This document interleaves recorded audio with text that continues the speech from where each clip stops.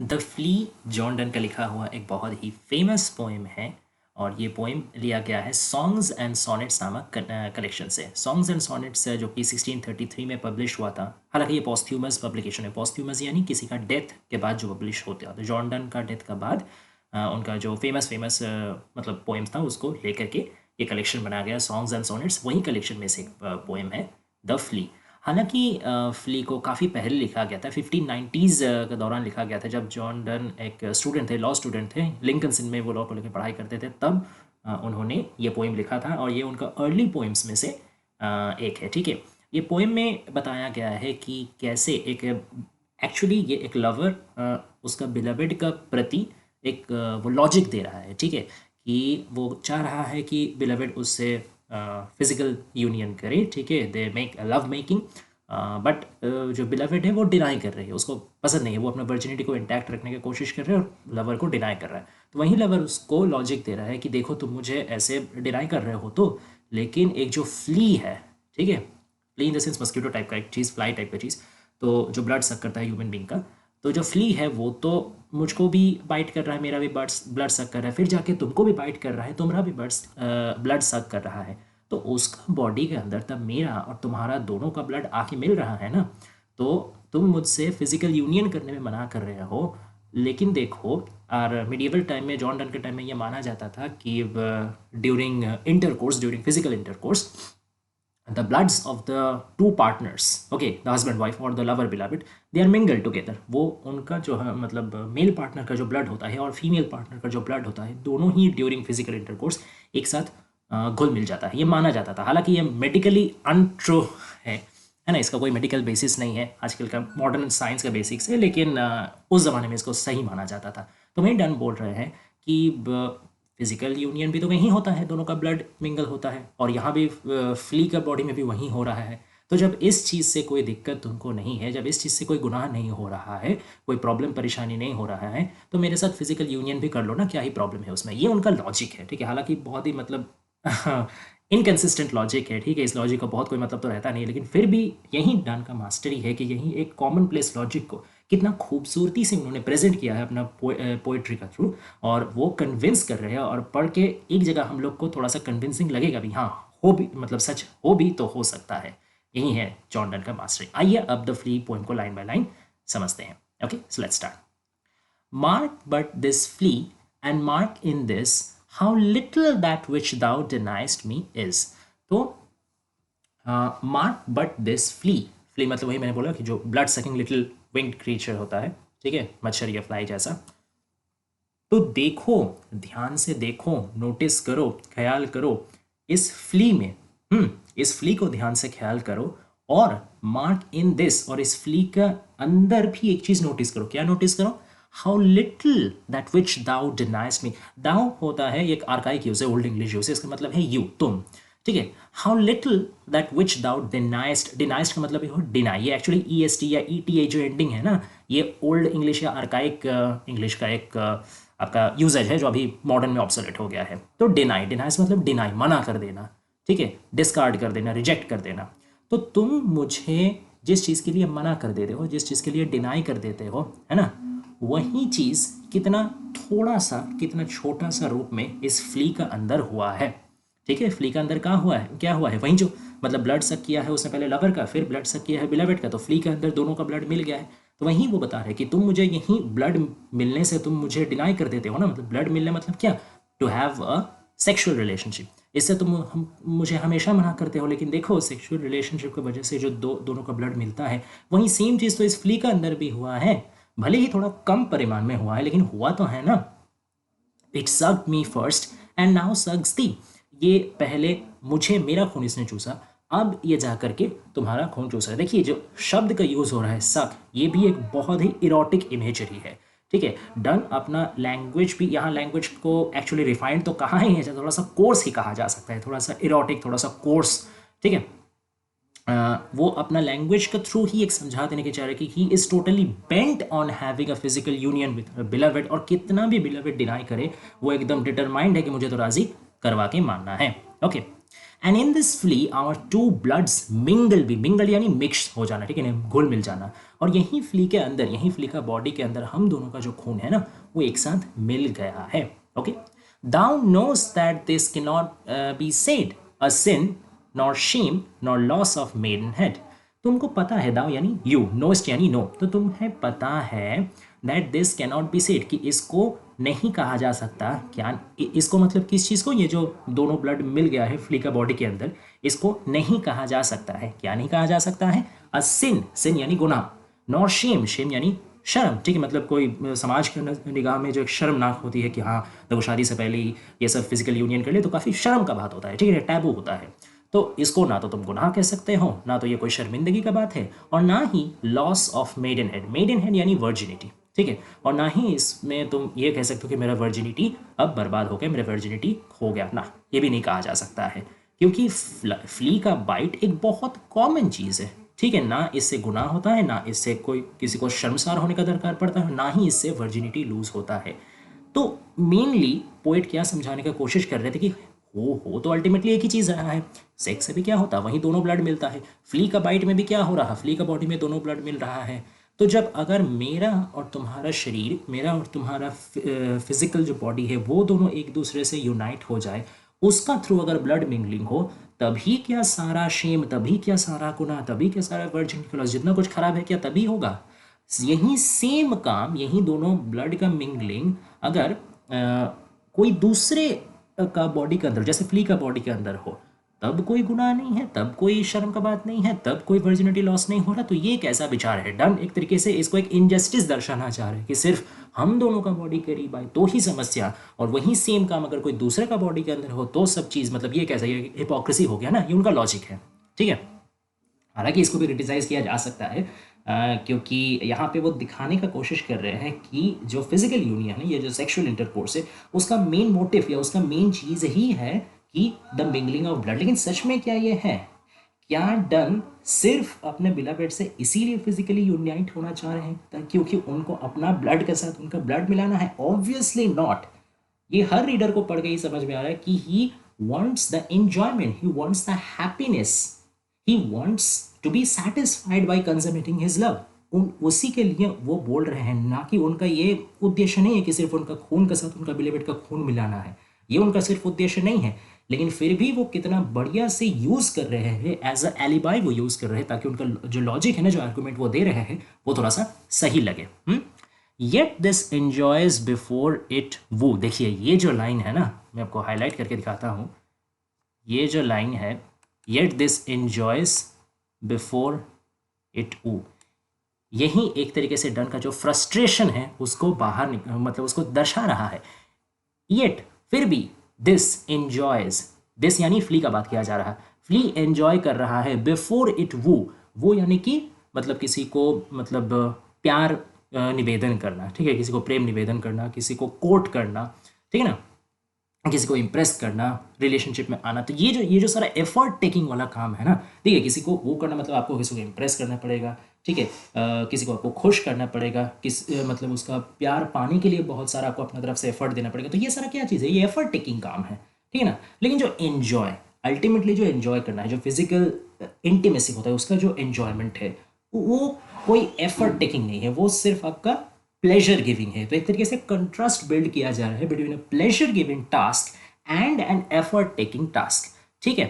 तो इंसान के लिए क्या है? इंसान के लिए पहले अगर आपको कोई लड़की के साथ फिजिकल यूनियन होना है तो पहले आपको उसको वो करे पड़ेगा, पहले आपको उसको लड़की को कोर्ट करे पड़ेगा ना। ऐसे तो आप सीधा जाके किसी से कह नहीं सकते ना कि हाँ एक लड़की आपको पसंद है, एक लड़की के सामने गए चलो हम लोग फिजिकल यूनियन करते हो गया, ऐसा थोड़ी होता है, नहीं ना होता। पहले आपको उसके साथ रिलेशनशिप बिल्ड करना पड़ेगा, लड़की को खुश करना पड़ेगा, उससे प्यार करना पड़ेगा, काफ़ी सारा टाइम देना पड़ेगा, एफर्ट देना पड़ेगा, तब नेक्स्ट टाइम में जाके वो इमोशनल बॉन्ड तो मतलब होना चाहिए ना कि हाँ अब हम लोग उतना क्लोज इंटीमेट हो गए कि हम लोग फिजिकली यूनाइट हो सकते हैं। तो उसके लिए पहले बहुत समय देना पड़ेगा। ये सिर्फ इंसानों के रूल है, लेकिन फ्ली को देखो, डन जैसा कह रहा है कि फ्ली को देखो, इसको ना तो कोई टाइम इन्वेस्ट करना पड़ रहा, ना कोई एफर्ट इन्वेस्ट करना पड़ रहा। ये क्या कर रहा है? चुप से ये जा करके बस मेरा खून चूस ले रहा है, फिर तुम्हारा खून चूस रहा है, बस काम खत्म, डन। कोई तो प्रॉब्लम ही नहीं, मतलब हमसे, इंसान से तो ज़्यादा सुविधा फ्ली को मिला है। And pampered swells and pampered swells with one blood made of two. तो पैम्पर्ड मतलब यहाँ एक तरीके से स्वोलन, फूला गया, ठीक है, फूल गया हो। स्वेल मतलब यही फूल जाना। अच्छा, पैम्पर का एक और मतलब होता है कि बहुत ज़्यादा किसी को केयर करना, बहुत ज़्यादा किसी को प्यार में रखना, जतन में रखना, ठीक है ना, बहुत ज़्यादा उसका प्रति कंसर्न दर्शाना। ओके, तो दोनों ही मीनिंग यहाँ पे है। Pampered swell with one blood made of two, तो एक खून से वो फूल गया है, लेकिन एक खून कैसा खून, जो दोनों डिफरेंट डिफरेंट खून से मिला है। दोनों डिफरेंट खून मतलब एक तो लवर का खून जो पहले फ्ली ने सक किया, और फिर है बिलवेड का खून जो उसने बाद में सक किया। तो ये दोनों लवर और बिलवेड का खून मिलकर के एक हो गए हैं, because that indicates the combination of two different things which turns into one same thing. Okay, तो वहीं दोनों डिफरेंट डिफरेंट खून से बना हुआ एक खून में वो फ्ली पूरा स्वेल हो गया। ये सचमुच में स्वेल हो गया, क्योंकि जब कोई मतलब फ्ली आपका ब्लड पूरा सक करता है, बहुत ज़्यादा सक करे तो उसका पेट थोड़ा सा फूल जाता है ना।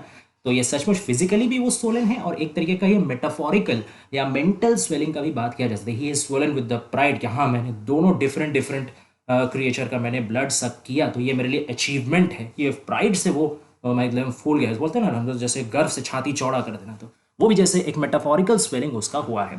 ठीक है, और इसमें पैम्पर भी भरा हुआ है, क्योंकि वो जो सक कर रहा है, तो वो जैसे लग रहा है कि सिर्फ वो ब्लड सक नहीं कर रहा, ब्लड के साथ साथ जो पैम्पर्ड होता है, ये पैम्पर कौन किसको कर रहा, ये जो डन है, जो लवर है, वो जो अपना बिलवेड को पैम्पर कर रहा, या अपना बिलवेड के लिए केयर दर्शा रहा, लव दर्शा रहा, उसका दिल में जो इंटेंसिटी छुपा हुआ है, तो वो ब्लड सक करने के साथ साथ जैसे वो इमोशन का भी टच, इमोशन का भी फीलिंग, वो इंटेंसिटी का थोड़ा सा प्रभाव जैसे फ्ली को भी पता चला है, वो दोनों लवर के बीच में, लवर बिलवेड के बीच में जो प्यार का तीव्रता है, वो भी जैसे थोड़ा सा फ्ली ने सक कर लिया, और उसी तीव्रता से वो भी गर्व महसूस कर रहा है। तो ये एक और हम लोग डीप मीनिंग समझ सकते हैं कि डन एक तरीके से सैटराइज कर रहे हैं कि देखो, प्यार किसके बीच में है, मेरा और तुम्हारे बीच में है, लवर और बिलवेड के बीच में।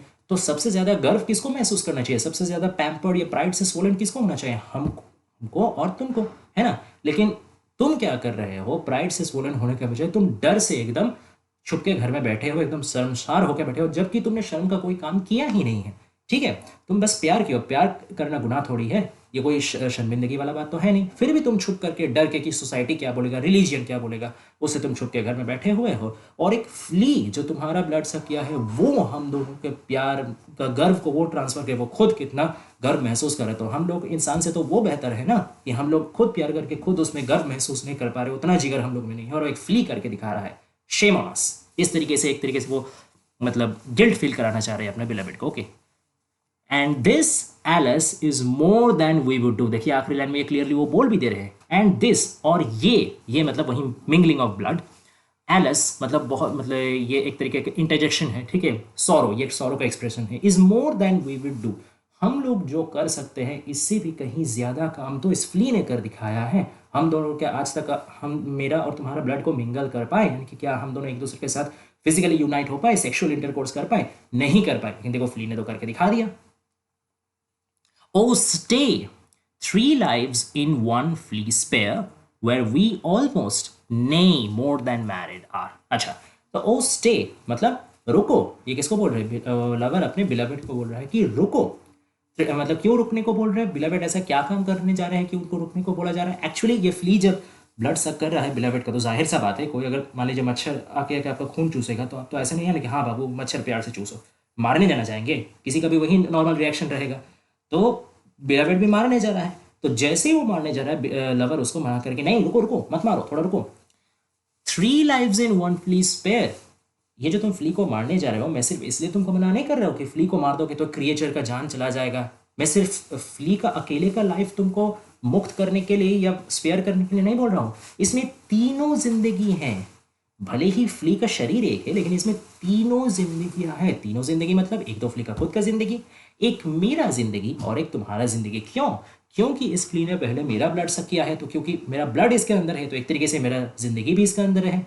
फिर उसने तुम्हारा ब्लड सक किया है, तो तुम्हारा ब्लड मतलब तुम्हारा भी जिंदगी एक तरीके से उसके अंदर है, और फ्ली का अपना खुद का जिंदगी, तो हो गया ना तीनों जिंदगी। अच्छा, ये जो 3 नंबर यहाँ पे यूज किया गया है ना, ये एक तरीके से एक रेफरेंस है होली ट्रिनिटी। अब होली ट्रिनिटी क्या होता है? होली ट्रिनिटी एक आपका बहुत ही इंपॉर्टेंट स्पिरिचुअल कंसेप्ट होता है। क्रिश्चियनिटी में होली ट्रिनिटी को बोला जाता है the three ways of manifestation of God. तीनों डिफरेंट डिफरेंट तरीके जिस हिसाब से गॉड का स्वरूप प्रकाश पाता है, गॉड अपने आप को अवेल करते हैं, अपने आप को मैनिफेस्ट करते हैं। सबसे पहला है गॉड द फादर। फादर क्यों? क्योंकि the God is the creator of everything. पूरा यूनिवर्स का क्रिएटर तो वही है ना, तो इस लिहाज से, क्रिएटर के लिहाज से उनको फादर बोला जाता है, गॉड द फादर। फिर है क्राइस्ट द सन। तो जीसस क्राइस्ट, जिसको एग्नस डे या लैम्ब ऑफ गॉड बोला जाता है, उनको बाइबल में सन ऑफ गॉड भी बताया गया है। तो इस लिहाज से क्राइस्ट द सन यानी the son of God, Jesus Christ. और तीसरा नंबर है होली स्पिरिट। कभी कभी इसको होली गोस्ट भी बोला जाता है, ठीक है, होली स्पिरिट या होली गोस्ट। ये क्या है? ये है हर क्रिएटर, मैं अपना नॉर्मल टर्म्स में बात कर रहा हूँ, कोई भी क्रिएटर जो अपना क्रिएशन करेगा ना, चाहे वो कोई पोएट हो तो पोइट्री लिख रहा है, कोई पेंटर हो तो कोई पेंटिंग बना रहा है, या कोई स्कल्पचर हो या कोई आर्किटेक्ट हो तो अपना कोई बिल्डिंग बना रहा है, कोई भी तरीके का क्रिएशन हो, हर क्रिएटर चाहता है अपना क्रिएशन में अपना कुछ ना कुछ छाप छोड़ के जाना, चाहे कोई भी तरीके से हो, डायरेक्टली हो इनडायरेक्टली हो, बट हर कोई चाहता है। तो similarly our the whole universe creator कौन है? The almighty God, right? तो वो भी अपना एक छाप, अपना एक कैरेक्टरिस्टिक या अपना एक प्रभाव आप कह लीजिए पूरा क्रिएशन में, पूरा यूनिवर्स में समाये रखे हुए हैं। That is that ever present, ठीक है, द ओमनी प्रेजेंट फीलिंग और the aura is only called Holi spirit, ठीक है ना। तो तीन क्या क्या हो गया? फादर, गॉड द फादर, फिर क्राइस्ट द सन, फिर होली स्पिरिट। तो ये तीनों को एक साथ कहा जाता है होली ट्रिनिटी। तो ये होली ट्रिनिटी को ही कहीं ना कहीं रेफरेंस किया जा रहा है, और रेफरेंस करने से भी बड़ा बात है, थोड़ा देर में हम लोग समझेंगे कि इसको एक्चुअली मॉक भी किया जा रहा है, इसको सैटेराइज भी किया जा रहा है। क्यों किया जा रहा है थोड़ा बाद में हम लोग समझते हैं। वेयर वी ऑलमोस्ट ने मोर देन मैरिड आर। देखिए ये जो स्टेटमेंट है ना, ये स्टेटमेंट दो सेगमेंट में बटा हुआ है। पहला सेगमेंट खत्म होने के बाद ही दूसरा सेगमेंट में ऑलमोस्ट एकदम रिवर्स हो जाता है। क्यों? वेयर वी ऑलमोस्ट, जहां पे मतलब कहां पे? वो फ्ली के अंदर, ठीक है, जहां पे वी ऑलमोस्ट, हम लोग लगभग, देखिए वो अपना बात भी कंप्लीट नहीं कर रहे हैं, हम लोग लगभग क्या हुए वो भी नहीं बोले, उसके बीच में वो लोग बोल दिए ने यानी नो, NAY, ने भी एक आर्काई की ओल्ड इंग्लिश वर्ड है नो के लिए, एनो नो, नहीं, ठीक है। तो ने मोर देन मैरिड आर, नहीं, मैरिड से भी ज्यादा बढ़ के है। तो इसी से हम लोग को समझ में आता है कि जो स्पीकर है, लवर है, वो पहले कहने जा रहे थे कि देखो फ्ली के अंदर ही हम लोग लगभग मैरिड तो हो ही गए। फिर बीच में उनका दिमाग में क्या ख्याल आया, वो पूरा बात खत्म करने से ही बोले नहीं नहीं नहीं नहीं, लगभग मैरिड नहीं, मैरिड से भी ज्यादा। ये फिर से एक मॉकिंग है क्रिश्चियनिटी की तरफ या क्रिश्चियन बिलीव्स की तरफ। ये क्यों एक मॉकिंग है मैं आपको अब बताता हूं। देखिए क्रिश्चियनिटी में मैरिज को एक बहुत ही सैक्रोसैंक्ट थिंग माना जाता है, बहुत ही एक आपका सेक्रेट थिंग, बहुत ही होली थिंग माना जाता है, ठीक है। इसीलिए यही रीजन है कि आउट ऑफ मैरिज सेक्सुअल संपर्क को इतना मतलब गलत निगाहों से देखा जाता है, ठीक है ना, इसको गलत तरीके से देखा जाता है। और मैरिज के बाद जो भी सेक्सुअल रिलेशनशिप हो उसको काफ़ी मतलब उसको सैक्रेड या उसको नॉर्मल माना जाता है, ठीक है। Why? Because Christianity imposes utmost importance on marriage. Marriage से पहले कोई चीज़ नहीं हो सकता है, ओके। अब इसी को चैलेंज कर रहे हैं डन। वो बोल रहे हैं कि नहीं, हम लोग सिर्फ मैरिड नहीं, मैरिड से भी बढ़कर है। अब आप सोचिए एक्चुअली में क्या डन और डन का जो बिलवेड है वो दोनों मैरिड है? देखिए कहीं पे भी लेकिन ये बताया नहीं गया है कि दोनों मैरिड है कि नहीं, लेकिन हम लोग एक हिंट ले सकते हैं। आप ही सोचिए, अगर डन का बिलवेड और डन दोनों मैरिड होते तो क्या डन का बिलवेड उनको कॉन्स्टेंटली डिनाई करती? ऑब्वियसली बात है, नहीं करती, ओके। और ये सिन, शेम, लॉस ऑफ मेडनहेड, ये सब वर्ड का यूज भी दिखा रहा है कि दोनों मैरिड नहीं है, तभी तो डन का बिलीवेड को डर लग रहा है इस शादी से पहले ही मैं अगर सेक्स कर लिया मैंने तो गुनाह होगा, तो मुझे सोसाइटी के सामने शर्मिंदगी उठानी पड़ेगी, मेरा वर्जिनिटी लूज हो जाएगी। तो इसी से पता चलता है दोनों मैरिड नहीं है। तो मैरिज से पहले ये जो सेक्सुअल यूनियन है इसको क्रिश्चियनिटी या इसको सोसाइटी तो बहुत ही गुनाह मानता है, ठीक है, लेकिन डन बोल रहे हैं कि सोसाइटी का कहा गया मैरिज या आपका क्रिश्चियनिटी का द्वारा रूल आउट किया गया मैरिज, उसका द्वारा जो नियम बताया गया है वो वाला मैरिज को मैं नहीं मानता, ठीक है। मैरिज का बाद ही सेक्सुअल यूनियन अगर करेंगे तो वो सही होगा और मैरिज से पहले करेंगे तो नहीं होगा। ये बताने का हक क्रिश्चियनिटी को किसने दिया? According to Dunn, the desire to have a sexual union or to desire to have physical union is purely based on love. अगर कोई लवर और बिलवेड दोनों में प्यार का संबंध है तभी उन लोग को मन करेगा या डिजायर होगा कि फिजिकल यूनाइट होने का। तो लव कभी भी मैरिज के द्वारा वेरीफाइड नहीं होता है, चाहे मैरिज हो या मैरिज ना हो, लव का इंपॉर्टेंस उतना ही है, ये डन का मानना है। ठीक है, तो अगर लव का इंपॉर्टेंस उतना ही है और अगर लव के द्वारा ही फिजिकल यूनियन करने का इच्छा आता है तो क्या फर्क पड़ता है कि मैरिज हुआ है कि नहीं हुआ, है ना। लिंक तो मैरिज और फिजिकल यूनियन में नहीं है, लिंक है लव और फिजिकल यूनियन में। लव अगर होगा तो physical union is justified, love नहीं होगा तो physical union is not justified. तो डन जो ये एक तरीके से रिलीजियसली जो मैरिज और फिजिकल यूनियन को लिंक किया गया था ना, उस लिंक को वो ब्रेक कर रहे हैं। जो तब का जमाने में जो बिलीफ था उसको वो डिबंक कर रहे हैं, एक तरीके से डीमिथिफाई कर रहे हैं, है ना। ये समझना जरूरी है। इसीलिए मैंने बोला था कि इससे इसीलिए एकदम पहला लाइन में जो थ्री का बात किया ना कि 3 लाइफ्स, फ्ली के अंदर तीनों लाइफ है, इसे मैंने बोला था कि होली ट्रिनिटी को एक तरीके से मॉक कर रहे हैं इसी वजह से कि क्रिश्चियनिटी का जो बिलीफ है, जो वो वर्जिनिटी रिलेटेड जो बिलीफ है ना, उसको वो एक तरीके से चैलेंज कर रहे हैं। ठीक है ना। This flea is you and I and this our marriage bed and marriage temple is, देखिए कितना मतलब बुद्धिमत्ता के साथ वो दिखा रहे हैं। The flea is you and आई, यही जो फ्ली है ना, यही है मैं और तुम। तो मैं और तुम क्या हो, ये फ्ली ही है। क्यों कि फ्ली के अंदर कि मेरा भी ब्लड है, तुम्हारा भी ब्लड है। तो एक तरीके से ये फ्ली का बॉडी सिर्फ एक फ्ली का बॉडी नहीं रह गया, मेरा और तुम्हारा एक मिलन क्षेत्र बन गया है। ठीक है। And this our marriage bed, और यही फ्ली का जो बॉडी है यही हम लोगों का मैरिज बेड है। Marriage bed is a strong sexual and erotic symbol for consummation. ठीक है, मैरिज के बाद जो फिजिकल यूनियन होता है उसका एक स्ट्रॉन्ग सिंबल है मैरिज बेड।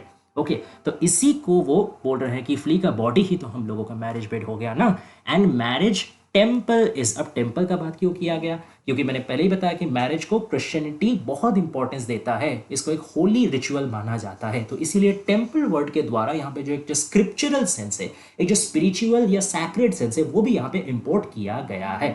ठीक है, कि यही हम लोगों का मैरिज टेम्पल है, यही हम लोगों का मैरिज बेड है। तो ये फ्ली एक तरीके से ना तो लव का इमोशन को लेके खिलवाड़ कर रहा है, ना वो लव का इमोशन का अगेंस्ट जाके या उसका वायलेशन कर रहा है, ना ही वो क्रिश्चियनिटी या सोसाइटी का वायलेशन कर रहा है, क्योंकि ये तो मैरिज टेम्पल भी है और ये मैरिज बेड भी है। कोई भी तरीके से ये वायलेशन नहीं कर रहे। डन का लॉजिक ऐसा है। ठीक है ना। Though parents grudge and you we are met. ठीक है, चाहे पेरेंट्स गुस्सा करे, वो लोग एकदम मतलब राजी ना हो, ग्रज इन द सेंस गुस्सा करना या कोई भी चीज़ में राजी ना होना, नाराज रहना। ठीक है, सहमत ना होना। तो पेरेंट्स सहमत हो या ना हो, पेरेंट्स को मन हो या ना हो, तुमको सही लगे या ना लगे, हम लोगों का मिलन हो चुका है। हाँ, मतलब मैंने तुम्हारे साथ फिजिकल यूनियन है क्या, that is true, but flea का अंदर जो मेरा और तुम्हारा ब्लड मिल गया है, तो बस अब और सेक्सुअल यूनियन ना होने का फायदा ही क्या रहा। तो वो बड़ी चालाकी से वो सेक्सुअल यूनियन को सिर्फ मिंगलिंग ऑफ ब्लड तक सीमित रख रहे हैं। जैसे अगर ब्लड मिलना हो गया तो बस सेक्स हो गया, ऐसा क्या होता है? Obviously not. ये सबसे ज्यादा डन को खुद पता है। तो इसीलिए, लेकिन वो उनको तो अपना लॉजिक सजाना है ना, तो कि जिस हिसाब से अगर वो ऐसा सीधा सीधी बोलते हैं कि नहीं मुझे प्लेजर चाहिए, मैं और कंट्रोल नहीं कर पा रहा हूँ, मुझे फिजिकल यूनियन चाहिए, तो लगता है बिलीवर्ड उनको मानेगी? ऑब्वियसली नहीं मानेगी। तो उनको तो अपना आर्गूमेंट ऐसे सजाना ही है ना जिससे उनका मतलब वैलिड लगे। तो इसीलिए वो एक तरीके से आर्गूमेंट भी सजा रहे हैं। हालांकि आर्गूमेंट थोड़ा सा मतलब क्या बताए, थोड़ा सा पॉइंटलेस आर्गूमेंट ही है एक तरीके से सोचा जाए तो। लेकिन ये काफ़ी मतलब दर्शनीय बात है कि ये पॉइंटलेस आर्गूमेंट को भी वो कितना पोइट्रिकल रूप दे रहे हैं और उसका अंडर वो कितना सटलिटी के साथ क्रिश्चियनिटी और सोशल कन्वेक्शन को चैलेंज कर रहे हैं, ये देखने वाला बात है। अच्छा, and cloistered in this living world subject, फिर से देखिए ये बहुत बहुत बहुत इंपॉर्टेंट लाइन है। And cloistered in this living worlds object. अब क्लॉस्टर्ड का दो मतलब होता है। क्लॉस्टर्ड का एक मतलब आपका होता है कि एकदम टाइटली पैक्ड, ठीक है, कंजेस्टेड, ठीक है। और एक और क्लॉस्टर का एक मतलब एकदम आपका वर्ड बाय वर्ड मीनिंग होता है कि एक मोनेस्ट्री का अंदर ऐसा एक जगह, ठीक है ना, जो कन्फाइंड टाइप का एरिया होता है जहाँ पे मॉन्क्स क्या करते हैं, एक साथ मिल करके वो लोग पढ़ाई करते हैं रिलीजियस स्क्रिप्चर्स का, या फिर कोई रिलीजियस पॉइंट लेके वो लोग डिस्कशन करते हैं। एक कन्फाइंड, चारों तरफ से एक बाउंड्री लगाए वाला कन्फाइंड एरिया होता है, उसको क्लस्टर कहा जाता है। तो इस तरीके से वो इनडायरेक्टली ये सजेस्ट कर रहे हैं कि रिलीजियन को, क्रिश्चियनिटी को एकदम पाई टू पाई अगर फॉलो करके चलोगे तो वो तुमको क्लॉस्चर कर देगा, वो तुमको कन्फाइन कर देगा। तुम्हारा दिमाग ऑलरेडी ये क्रिश्चियन रूल से, ये सोसाइटी का ऑर्डिन किया हुआ रूल से सीमित हो चुका है, ठीक है, उसका दम घुट रहा है। तुम्हारा फ्री थिंकिंग का, तुम्हारा दिल का जो सोच है वो ऑलरेडी तुम भूल गए हो उसमें एक्सेस करना। धर्म तुमको बांध लिया है, तुम्हारा सोच को बांध लिया है, और तुम ये रियलाइज भी नहीं कर पा रहे हो। मैं हूं, मैं आया हूं तुमको रियलाइज करवाने, समझो मैं दिखा रहा हूं, ठीक है। इन this living walls of jet, अच्छा लिविंग वॉल्स ऑफ जेट क्यों बताया गया? जेट आपका होता है कि बहुत ही एक स्पीड मूविंग चीज, ठीक है, thing which is moving very quickly, ठीक है। और लिविंग वॉल्स ऑफ जेट, और लिविंग वॉल क्यों बताया गया? क्योंकि जो फ्ली का बॉडी का इनसाइड है ना, उसी को लिविंग, उसको एक दीवार के साथ तुलना किया कि the inside of the fleas body and that is living, obviously क्योंकि फ्ली तो अभी भी जिंदा है ना, इसलिए लिविंग वॉल यानी कि the inside of fleas body. और जेट क्यों बताया गया? क्योंकि फ्ली का बॉडी के अंदर जो ब्लड है वो काफ़ी क्विकली सर्कुलेट हो रहा है, ठीक है, तो उसी को जेट बताया गया कि एकदम तेजी से बहने वाला जिंदगी, ठीक है। दो use make you apt to kill me, let not do that. Self murder added me, and sacrilege, 3 sins in killing 3. समझिए, though use make you apt to kill me, हालांकि हालांकि यूज यानी यहां पे आपका हैबिट, तुम्हारा जो हैबिट है, जो यूजुअल हैबिट है, वो तुमको मतलब प्रोवोक करेगा, वो तुमको उकसाएगा कि चलो मार दो, मुझे मार दो। अच्छा, यहाँ मुझे मारने का बाद क्या, यहाँ पे जो बिलवेड है वो तो फ्ली को मारने जा रहे हैं ना, जो फ्ली उसका ब्लड सक कर रहे हो तो फ्ली को मारने जा रहे हैं, वो तो मतलब लवर का घर जाके लवर का तो गला घोटने जा नहीं रहे। तो लवर ये अपने ऊपर क्यों ले रहे हैं? क्योंकि इस फ्ली के अंदर, जैसे उन्होंने पहले ही बताया है लवर ने, कि फ्ली सिर्फ फ्ली नहीं है, फ्ली के अंदर तीनों जिंदगी है। फ्ली का अपना जिंदगी का साथ साथ मेरा भी जिंदगी है, तुम्हारा भी जिंदगी। तो अगर तुम फ्ली को मारने जाओगे तो याद रखो एक तरीके से तुम मुझे भी मार रहे हो। इसलिए डायरेक्ट उन्होंने फ्ली का जगह सब्सटीट्यूट कर दिया मुझको, मतलब खुद को, मी यानी द लवर। क्यों? क्योंकि इससे बिलवेड का मन में एक डायरेक्ट गिल्ट आ जाएगा कि मैं जिससे प्यार करता हूँ उसी को मैं मारने जा रहा हूँ। ये एक इमीडिएट गिल्ट ला देगा और वो स्टॉप कर देगी, वो खुद को रेस्ट्रेन कर देगी, नहीं चलो नहीं मारते हैं। तो अच्छा, ये जो डन ने कमेंट किया कि हालांकि जो तुम्हारा यूजुअल हैबिट है वही हैबिट तुमको मजबूर कर रहा है कि चलो मार दे, क्योंकि अब ये तो बहुत स्वाभाविक बात है ना कि कोई फ्ली आकर के आपका ब्लड सक करेगा तो आपका ये कॉमन हैबिट होगा या कॉमन टेंडेंसी होगा कि उसको ऐसे झट करके मार दे। लेकिन थोड़ा हिडन मीनिंग इसका ये भी है कि जो कॉमन हैबिट है, कॉमन हैबिट एक ये भी है कि सोसाइटी जो भी समझा रहा हो, रिलीजन जो भी समझा रहा हो, उसको विदाउट जजिंग, अपने दिमाग का बुद्धि लगाए बिना, अपने को जिसको सोच विचार करे बिना, कोई प्रश्न किए बिना उसको अनकंडीशनली मान लेना, चाहे वो अच्छा हो चाहे वो बुरा हो, ये विचार करने का दरकार ही नहीं है, बिना विचार किए मान लेना। तो ये जो बात है ना, इससे भी डन को आपत्ति है, इससे भी लवर को आपत्ति है कि तुम भले ही ऐसा सब कुछ बिना सुने बिना कहे मान ले रहे हो, लेकिन ये तुम ठीक नहीं कर रहे हो। इसको तुमको सोचना चाहिए कि जो तुमको सोसाइटी या रिलीजन सिखा रहा है क्या वो सच में वैलिड है, थोड़ा सोचो। Let not to that self murder added be, और यहां तक कि तुम अगर फ्ली को मारोगे तो सिर्फ जो तुम फ्ली को मार रहे हो वही नहीं, मतलब फ्ली के अंदर तो मैं हूं तो मुझे ही मार रहे हो वो बात नहीं, तुम खुद को भी मार रहे हो, तो मत करो वो। लेट नॉट टू दैट मतलब मुझे हत्या करने का पाप के साथ तुम खुद को हत्या करने का पाप को मत जोड़ो। लेट नॉट डू दैट, मैं रिक्वेस्ट कर रहा हूं तुमसे, खुद को भी मत मारो।